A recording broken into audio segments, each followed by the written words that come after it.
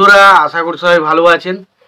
তো বন্ধুরা এখন যে ছবিটার বিষয়ে কথা বলবো সেই ছবিটার নাম হলো জুলমি, যেটা 1999 সালে রিলিজ করেছিল এবং ছবিতে অভিনয় করেছিল অক্ষয় কুমার, অমরেশ পুরী এবং টুইঙ্কেল খান্না। তো সেই ছবিটা আমি দেখলাম, সেটা আমার কেমন লেগেছে সেই বিষয় নিয়ে এখন আমাদের সঙ্গে আলোচনা করব। তো তার আগে প্রত্যেকটা বন্ধুকে অনুরোধ করে রাখবো, আপনারা চ্যানেলটা নতুন হয়ে থাকলে অবশ্যই আপনারা চ্যানেলটা সাবস্ক্রাইব করে নেবেন, আর যদি ভিডিওটি ভালো লেগে থাকে লাইক কমেন্ট শেয়ার করে দেবেন। তো এই সিনেমাটার বিষয়ে যাওয়ার আগে দেখে নিই এই ছবির পরিচালক, চিত্রনাট্যকার, সঙ্গীত কে ছিলেন সেই বিষয়টা নিয়ে যদি কথা বলে নিই। তো প্রথমত এই ছবির পরিচালক হচ্ছেন কুপু কোহলি। ছবিটার গল্প লিখেছিলেন রাজীব কৌল এবং তানভীর খান। ছবিটার চিত্রনাট্যের কাজ করেছিলেন রাজীব কৌল। ছবিটার গল্প লিখেছিলেন কুকু কোহলি। ছবিটার সঙ্গীতকার করেছেন দিলীপ সেন এবং সমীর সেন। এবং ছবিটার রান টাইম ছিল 151 মিনিটের মতো। ছবিটার বাজেট নিয়ে যদি কথা বলি, ছবিটার বাজেট ছিল 3.5 কোটি টাকা। ছবিটা বক্স অফিস থেকে আয় করেছিল 5 কোটি টাকার মতো।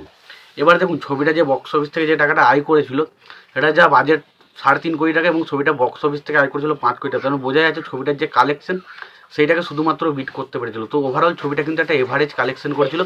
ছবিটা বক্স অফিসে হিট বা সুপার হিট কোনো কিছু ট্যাগ পায়নি। এটা ছবিটা কিন্তু একটা বক্স অফিস থেকে একটা এভারেজ কালেকশন কিন্তু করে। এবার যদি আমরা আসি ছবিটার গল্পটার বিষয়ে, আমরা দেখতে পাই অমরেশ পুরী সে একজন জমিদারের বাড়িতে একজনের বাড়িতে কাজ করে এবং তাকে সে খুব মানে।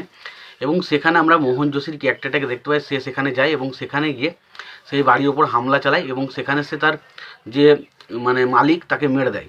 এবং অমরেশ পুরী ক্যারেক্টারটা তখন তাদের যে ভিলেনটা রয়েছে, মেন ভিলেন, তার পা ভেঙে দেয়। এবং তার পরবর্তী সময় দেখা যায় যে এই বাড়ির যে মালিক, সে মালিকটা ঠিক করে যে সে তার ছেলেকে, সে অমরেশ পুরীকে বলে সে তার ছেলেকে সারা জীবন দেখতে এবং তার যে সমস্ত রকম কষ্ট সে যেন তাকে দেখভাল করে। তো সেই বিষয়টা আসে এবং পরবর্তী সময় আমরা অক্ষয় কুমারের ক্যারেক্টারটাকে দেখতে পাই।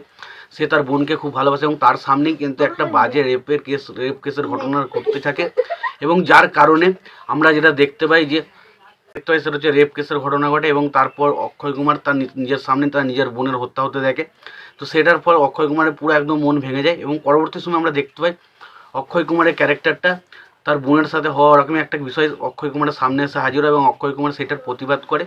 এবং সেই ক্যারেক্টারটা যখন অমরেশ পুরীর ক্যারেক্টারটা দেখতে পায়, তখন অমরেশ পুরীর ক্যারেক্টারটা তখন সেই বিষয়টা দেখার পর সে খুব খুশি হয় এবং পরবর্তীতে অক্ষয় কুমারকে ডেকে পাঠায়। এবং পরবর্তীতে আমরা যেটা দেখতে পাই যে অক্ষয় কুমার সে অমরেশ পুরী বাড়িতে যায় এবং সেখানে তাকে ছেলের মতো করে মানুষ করায়। এবং দেখা যায় যে পরবর্তী সময় অক্ষয় কুমার যে মানুষটার খোঁজে চারিদিকে ঘুরে বেড়াচ্ছে, সেই মানুষটা আসলে অমরেশ পুরী সেই মানুষটাকে বাঁচানোর চেষ্টা করছে, কারণ সে হচ্ছে তার যে মালিক তার ছেলে। এবং তারপর আস্তে আস্তে একটা বিরাট বড় সমস্যার সৃষ্টি এবং শেষ পর্যন্ত ভিলেন সেখানে আবার একটা এন্ট্রি নেয় এবং তারপর শেষ পর্যন্ত কী হয় সেটাই হচ্ছে সিনেমা, যেটার নাম হচ্ছে জুলমি।